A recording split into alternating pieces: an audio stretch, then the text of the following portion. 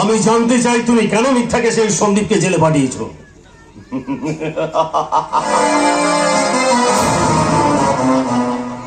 Mister Chowdhury, আপনি কি কখনো কোনোদিনও কাউকে ষড়যন্ত্র করে এইভাবে জেলে পাঠিয়েছিলেন?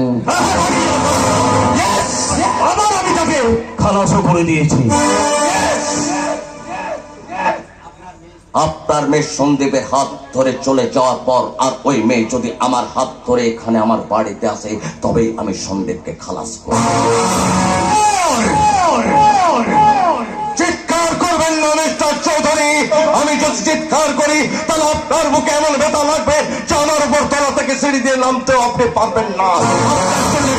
স্ট্রেচারের ব্যবস্থা করতে হবে।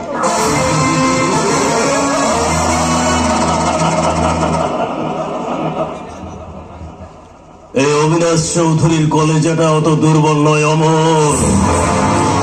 সেদিন যেমন আমি তোমাকে ওই দেবযানের জীবন থেকে ওই ছেঁড়া জুতোর মতো ছুঁড়ে ফেলে দিয়েছিলাম, আজও ঠিক সেই একই ক্ষমতা আমার শরীরে বইছে।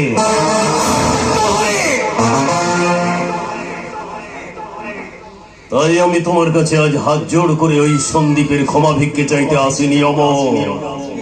আমি দেখতে এসেছি সেই অসভ্য আনকালচার, সেই শহর আগের মতোই আছে, চরিত্রটা বদলে গেছে। তাহলে আপনি আজ মাথা নিচু করে আমার পায়ের দিকে তাকিয়ে দেখুন, সে আপনার পুরনো ছবিটা মনে পড়ছে। সেদিন আপনি আমার একমাত্র ভালোবাসাকে কেড়ে নিয়েছিলেন শুধুমাত্র এই কারণে যে আমার পায়ের দামে জুতো ছিল না, পরনে ভালো প্যান্ট ছিল না, ভালো কোট ছিল না। আর আজ আপনি মাসে যত টাকা ইনকাম করেন ঠিক তত টাকা প্রতিদিন আমার বাড়ির সার্ফ আর সাবান করে দিয়ে মেঝেটা পরিষ্কার করা হয়। কোনো শান্তি তোমার এই পরিষ্কার হবে না। তুমি যেমন আগে অভদ্র ছিলে, আজও আছো আর থাকবে। আরে একই চরিত্র নিয়ে আপনাকে আমি ঠিক শ্বশুরের আসনেই বসাবো।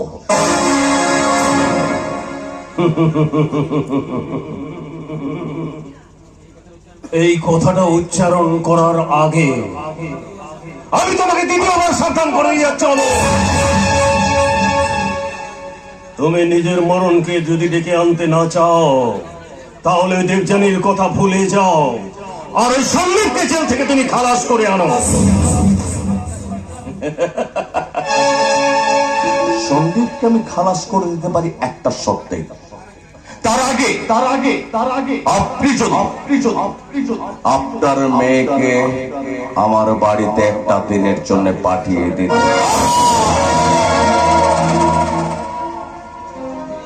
মিস্টার চৌধুরী,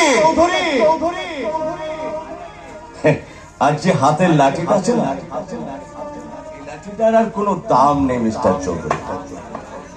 এই লাঠিটা এখন আমি আমার দারোয়ানের কাছে জমা রাখি।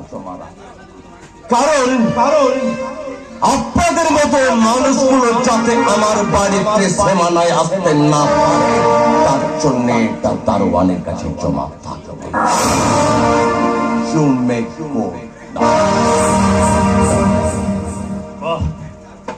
আজ আমি বুঝতে পারছি আমি ওই দেবযানীর সঙ্গে তোমাকে বিয়ে না দিয়ে